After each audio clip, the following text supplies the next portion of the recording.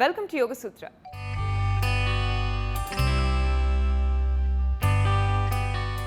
ఇవాళ యోగ సూత్రలో కృష్ణ గారు మనందరికీ ఏ ఆసనం పరిచయం చేయబోతున్నారో చూద్దాం.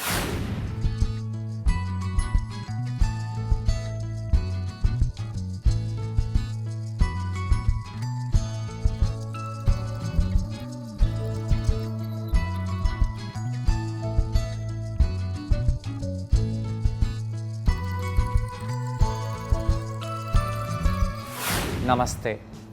ఈరోజు యోగా సూత్రాలు చేసే ఆసనం పేరు కఫోనిబద్ధ ప్రసారిత పాదోత్తనాసనము. ప్రసారిత పాదోత్తనాసనంలో మోచేతులని ఈ విధంగా మనము ఫోల్డ్ చేసి ఫార్వర్డ్గా బెండ్ అవుతున్నాము. అందుకే దీన్ని కఫోనిబద్ధ అంటే మోచేతులని పట్టుకుంటున్నాము, ప్రసారిత కాళ్ళని దూరంగా చేస్తున్నాము. ఉత్తానాసనము అంటే ఫార్వర్డ్గా బెండ్ అవుతున్నాము. ఈ ఆసనం చేసేటప్పుడు ఎలాంటి వార్మప్ చేస్తే బాగుంటుందో చూద్దాము. ఇలా కింద కూర్చున్నప్పుడు పాదాలని ఈ విధంగా దూరంగా చేసి కూర్చోండి. కాళ్ళ వేలని మన వైపు లాగుతూ ఇలా కూర్చోవాలి. శ్వాస తీసుకుంటూ శ్వాసని వదిలేస్తూ వీపుని నిటారుగా చేస్తూ ఇక్కడ కూర్చోవాలి. ఒకవేళ మీకు ఈ విధంగా కూర్చోడానికి కష్టంగా భావిస్తే వీపు ఇక్కడ ఇలా అన్నట్టుగా అవుతే పృష్ఠభాగాల కింద ఒక బ్లాక్ని మీరు పెట్టుకొని కూర్చోవచ్చు. పృష్ఠభాగాల కింద ఒక బ్లాక్ని పెట్టి మనం కూర్చున్నట్టు అయితే మన నడుము తొడలు బాగా నిటారుగా అవుతాయి. అయితే కాళ్ళని దూరంగా చేయమన్నామని చాలా దూరంగా చేయకూడదు. దాంతో ఈ యొక్క భాగంలో ఇబ్బంది అని కావచ్చు. కాళ్ళ వేలని ఎప్పుడైనా ఇలా పెట్టాలి. కొంతమంది వ్యక్తులు ఇలా పెడతారు. అలా పెట్టేయకుండా మన వైపు లాగుతూ వీపుని నిటారుగా చేసి కూర్చోండి. శ్వాస తీసుకుంటూ శ్వాసని వదిలేస్తూ రెండు చేతులని ఈ విధంగా జాయిన్ చేసి ఎడమ పాదం తాకేలాగా బెండ్ అవ్వాలి.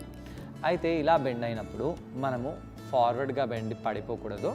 ఇలా బెండ్ అయినప్పుడు మనము పృష్ఠభాగాలను వెనకాలకి చేస్తూ వీపుని కొద్దిగా రౌండ్ చేసినా పర్వాలేదు, కొద్దిగా బెండ్ అవ్వడానికి చూడాలి. ఒకవేళ మన చేతులు కాలు అందాయి, బాగానే బెండ్ అవుతున్నాము, అయితే ఇంకా బెండ్ అవ్వడానికి కాళ్ళ మడమని అలా పట్టుకొని బెండ్ అవ్వండి. అయితే ఈ ఆసనం భూమిపై చేసినప్పుడు ఈ యొక్క భాగంలో ఇబ్బంది అనేది కలుగుతుంది. కాబట్టి కొంతమంది ఇలా ఒక కాల్ని బాగా ఎక్కువగా బయటికి తెచ్చేసి మ్యాట్ పై పెట్టేసి అప్పుడు ఈ ఆసనాన్ని చేస్తారు. అదేవిధంగా పైకి వచ్చేసి కావాలంటే 2-3 సార్లు మొదటి వైపు చేయండి, లేదా మొదటి వైపు చేసి ఇలా రెండో వైపు కాలుని మ్యాట్ పై పెట్టేసి ఫార్వర్డ్గా బెండ్ అవ్వాలి.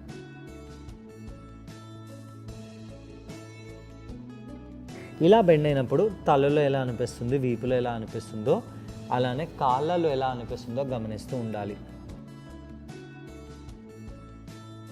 ఇక్కడ మనము ఈ వెన్నుముక్క కింది భాగాన్ని ముందుకు చేసేలాగా చూడాలి. అయితే ఎవరైనా వచ్చి మనని ఇంకా బెండ్ చేసినట్టు అయితే ఈ వెన్నుముక్క కింది భాగాన్ని ముందుకు తీసుకెళ్లేలాగా సిగ్నల్ ఇస్తూ మనము ముందుకు వెళ్ళాలి. చాలామంది ఏం చేస్తారు, ఇక్కడ ఇలానే ఉంటారు. ఇలా ఇక్కడ ఉండడం వలన మనము భుజాలని వెనకాల తీసుకెళ్తున్నాము, ఇంకా ముందుకు వెళ్ళే ఆస్కారం అనేది లేదు. కానీ ఇలా బెండ్ అయినప్పుడు, నడుము కింది భాగం నుంచి బెండ్ అయినప్పుడు ఇక్కడ ఎవరైనా తోసినట్టు అయితే మనకి ఇక్కడ ఇబ్బందిగా అవుతుంది, అవ్వదని కాదు, కానీ ముందుకు వెళ్ళడానికి ఆస్కారం అనేది ఇక్కడ ఉంది. అలా చేసి పైకి వచ్చేయండి. శ్వాస తీసుకుంటూ శ్వాసని వదిలేస్తూ ఇక్కడ కొంత సమయం పాటు ఉండి ఈ ఆసనాన్ని మనము 5-6 సార్లు చేయవచ్చు. దాని తర్వాత మనము కాళ్ళని నార్మల్గా పెట్టేసి కూర్చోవచ్చు. కాళ్ళ కింద ఉండే కండరంపై ఏ విధంగా స్ట్రెచ్ పడుతుందో గమనిస్తూ అలాంటి ఆసనాలను చేస్తే చాలా మంచిది. దీని తర్వాత మనము మన చేతులని ఈ విధంగా మోచేతులని పట్టుకోండి. మోచేతులని పట్టుకొని మనం మోచేతులని బాగా పైకి చేయాలి.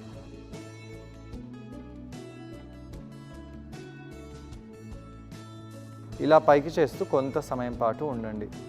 దీంతో ఏమవుతుంది, వీపు మోచేతుల భాగము బాగా ఎక్స్టెండ్ అవుతుంది. కొంత సమయం పాటు ఇలా ఉంటూ మోచేతులని కొద్దిగా వెనకాలకి చేయండి.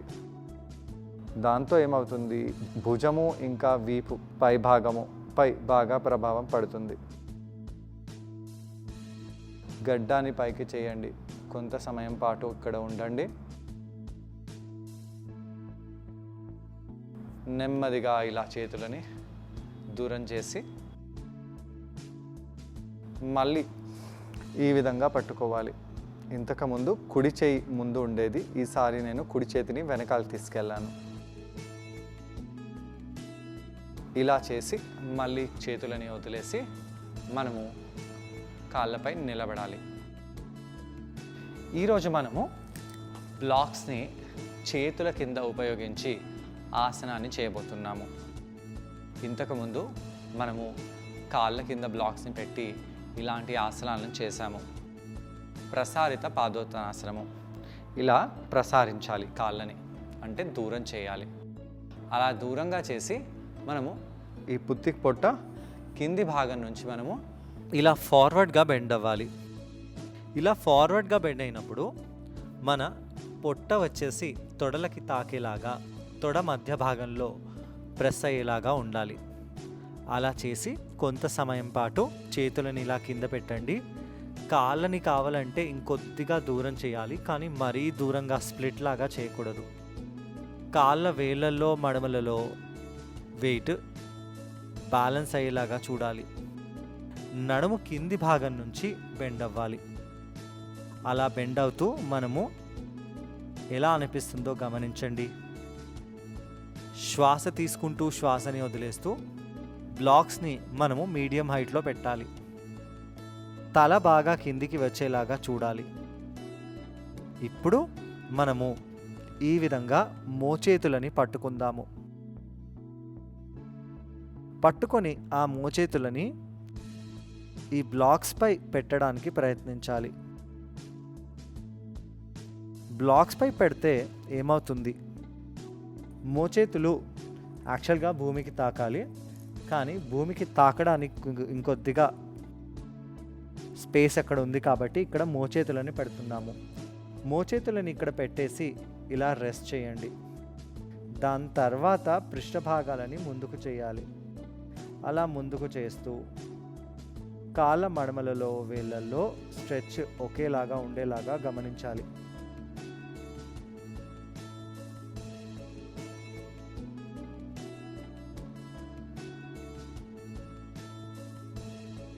తొడ వెనకాల భాగంలో ఉండే కండరంపై ప్రభావం పడేలాగా చూస్తూ, హ్యామ్స్ట్రింగ్ కండరంపై బాగా తీవ్రంగా స్ట్రెచ్ అయ్యేలాగా చూస్తూ ఇక్కడ కొంత సమయం పాటు ఉండాలి.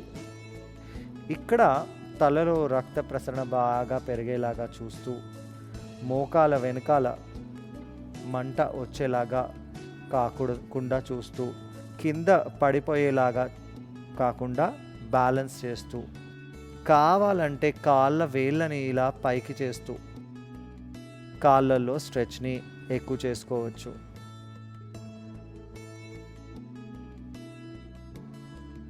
ఇక్కడ అలానే ఉండండి.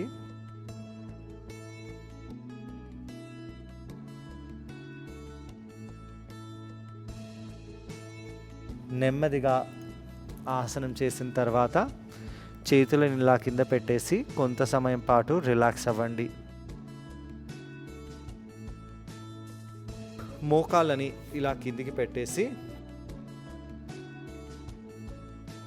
ఛాతీ పొట్ట తొడలపై ప్రెస్ అయ్యేలాగా పెట్టి ఇలా ఫార్వర్డ్ బెండ్లో వెళ్ళి రిలాక్స్ అయిపోవాలి. ఈ ఆసనాన్ని ట్రై చేయడానికి కృష్ణ గారితో పాటు నేను కూడా జాయిన్ అవబోతున్నాను. మా ఇద్దరిని చూసి ఈ ఆసనాన్ని మీరు కూడా ట్రై చేయండి. నమస్తే. ఈరోజు యోగా సూత్రాలు చేసే ఆసనం పేరు కఫోని బద్ధ ప్రసారిత పాదోత్తానాసనము. పాదోత్తానాసనము అంటే పాదాలని దూరంగా చేసి మనము ఫార్వర్డ్గా బెండ్ అవుతాము. ఇక్కడ మనము కఫోని బద్ధ మోచేతులని ఈ విధంగా బంధించి పెడుతున్నాము. ఇక్కడ మనము బ్లాక్ని యూస్ చేస్తాము. ఈ యొక్క ఆసనంలో 4 రకాల ఆసనాలు ఉన్నాయి.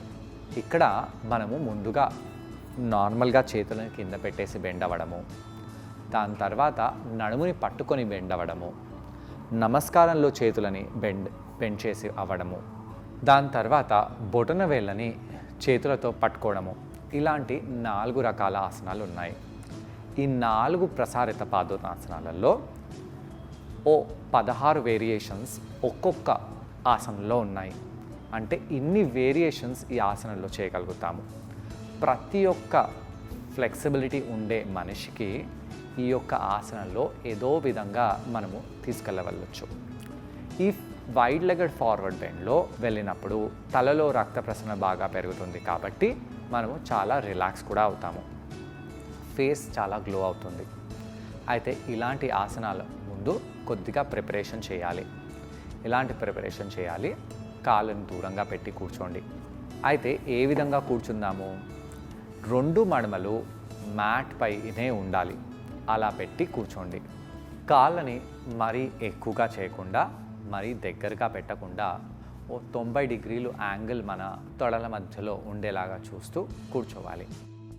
అయితే ఇలా కూర్చున్నప్పుడు చాలామంది వ్యక్తులు ఇలా వీపుని గుండ్రంగా చేసి కూర్చుంటారు. అలా కూర్చోవడంతో మన వీపుకి మంచిది కాదు. ఏం చేయాలి? ఇలాంటి ఒక బ్లాక్ని మనము తీసుకొని పృష్ఠభాగాల కింద పెట్టినట్టయితే బాగా ఉంటుంది. వీపు నిటారుగా అవుతుంది. దీని తర్వాత 2 చేతులని ఆకాశం వైపు పైకి తీసుకెళ్ళండి. కుడివైపు బెండ్ అవ్వండి. మళ్ళీ 2 చేతులు పైకి తీసుకెళ్ళండి. రెండో వైపు బెండ్ అవ్వండి. ఇలా కుడివైపు ఎడమవైపు, కుడివైపు ఎడమవైపు కొన్నిసార్లు బెండ్ అవ్వాలి. ఇలా బెండ్ అయినప్పుడు తలని మోకాలికి తాకేలాగా కాకుండా తలని మోకాలు కంటే ఇంకా ఎక్కువగా ముందుకు వెళ్ళేలాగా చూస్తూ చేయండి.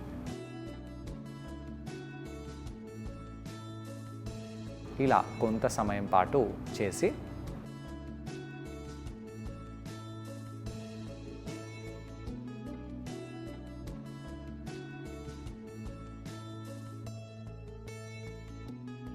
పైకి వచ్చేసేయండి.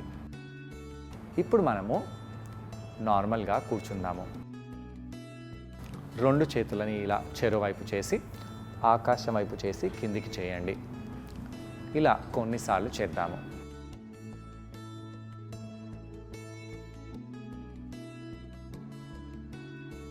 దాని తర్వాత అరిచేతిని ఇలా పెట్టేసి సైడ్లో బెండ్ అవ్వండి. కుడివైపు ఎడమవైపు, కుడివైపు ఎడమవైపు బెండ్ అవ్వాలి.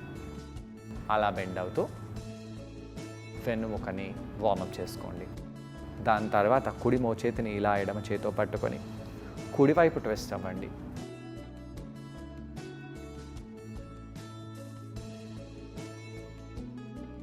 ఎడమ మోకాల్ని కుడి చేతితో పట్టుకొని ఇలా ట్విస్ట్ అవ్వాలి. ఇలా ట్విస్ట్ అయినప్పుడు పొట్టని కూడా మనము ట్విస్ట్ చేయాలి. అలా 2 వైపులా 4 సార్లు మనము ట్విస్ట్ అవుతాము. ఫార్వర్డ్ బెండ్లో వెళ్ళే ముందు స్పైన్ని మనము ఈ విధంగా నిటారుగా చేయడము, ట్విస్ట్ చేయడము, సైడ్లో తీసుకెళ్ళడము ఇవన్నీ చేయాలి. దీని తర్వాత 2 చేతులని ఇలా పైకి తీసుకెళ్ళండి. చేతులని ఎంత పైకి తీసుకెళ్ళగలుగుతామో, చేతుల వేళ్ళని ఎంత ఎక్స్పాండ్ చేస్తామో అలా ఎక్స్పాండ్ చేస్తూ చేస్తూ చేస్తూ పైకి తీసుకెళ్తూ ఉండండి. మోచేతులని బెండ్ చేయండి. భుజాలకి చెవులకి చాలా స్పేస్ని పెట్టాలి. ఛాతీని లోపటికి చేయండి. ముందుకి ఛాతీని చేయరాదు. నెమ్మదిగా ఆ కుడి చేతిని ఫోల్డ్ చేసి ఎడమ మోచేయిని పట్టుకోండి. ఎడమ చేతితో కుడి మోచేతిని పట్టుకోవాలి. పట్టుకున్న మోచేతులని ఇలా సైడ్లో పట్టుకొని బాగా పైకి లాగాలి. అలా లాగడం వలన ఏమవుతుంది? అలా లాగడం వలన భుజం సైడ్ భాగంలో ఉండే కండరంపై బాగా స్ట్రెచ్ అనేది వస్తుంది. ఇంకా చేతులని పైకి లాగుతూ ఉండండి.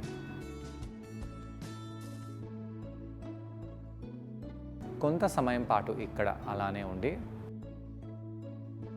నెమ్మదిగా చేతులని పైకి చేసి చేతులని మార్చండి.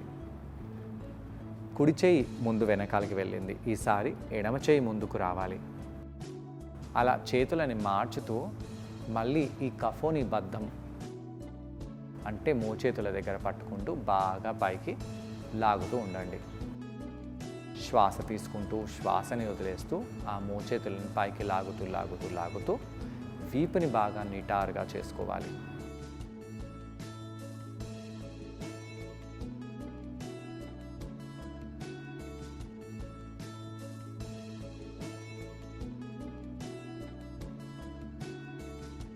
నెమ్మదిగా చేతులని వదిలేసేయండి.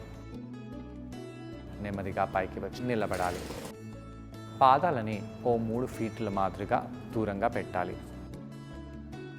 ఈ విధంగా కాళ్ళని దూరంగా చేసి కాళ్ళ వేళ్ళని మడమలని ఒక లైన్లో పెట్టండి. అంటే కాళ్ళ వేళ్ళని లోపలి వైపు చేయండి. అలా చేసి నడుముని పట్టుకుంటూ నడుము ఎముకని చేతులతో పట్టుకోండి. ముందు వైపు బెండ్ అవ్వాలి. అలా ముందు వైపు బెండ్ అవుతూ ఇక్కడ కొంత సమయం పాటు ఉండండి.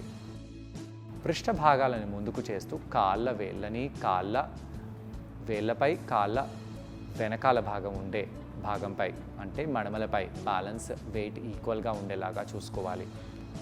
అలా చేస్తూ తలని బాగా కిందికి చేయండి. ఇంకా బాగా కిందికి చేయండి. అలా తలని కిందికి చేస్తూ చేస్తూ చేస్తూ ఉండండి. అయితే చాలామంది వీపుని గుండ్రంగా చేస్తారు. అలా చేయకూడదు. ఇక మనము చేతులని కిందికి వాల్చాలి. అలా చేతులని కిందికి వాల్చి కుడి చేతితో ఎడమ మోచేయిని ఎడమ మోచేతితో కుడి మోచేయిని పట్టుకోండి. అయితే ఇక్కడ తల ఆ మోచేతుల మధ్య భాగంలో ఉండాలి.